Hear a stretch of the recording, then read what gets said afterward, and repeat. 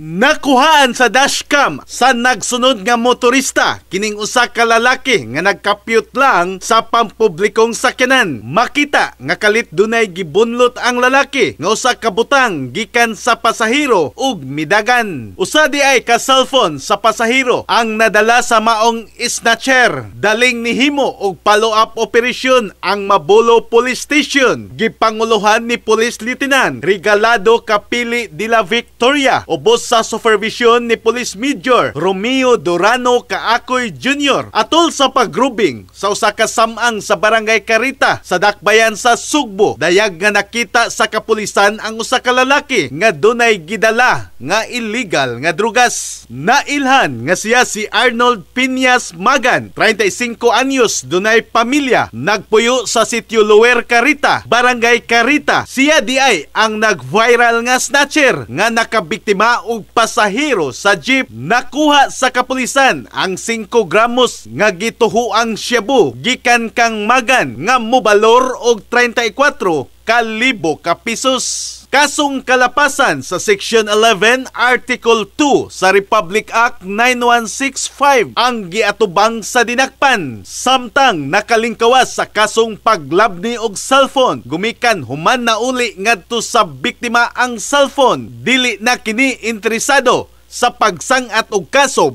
batok sa suspek. Matod sa suspek, nabuhat niya ang krimen tungod sa mga rason. Community 1, nabuhat na sa katorang kuhan na, sa kalisod.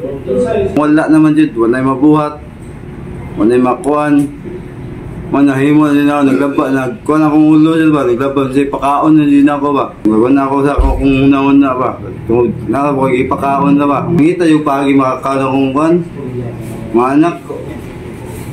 Wala na ako sir, ngayon ako pa sa ilo yun. In the heart of changing lives, ako si Brigada Alan Tangkawan sa 90.7 Brigada News FM Cebu, the Music and News Authority.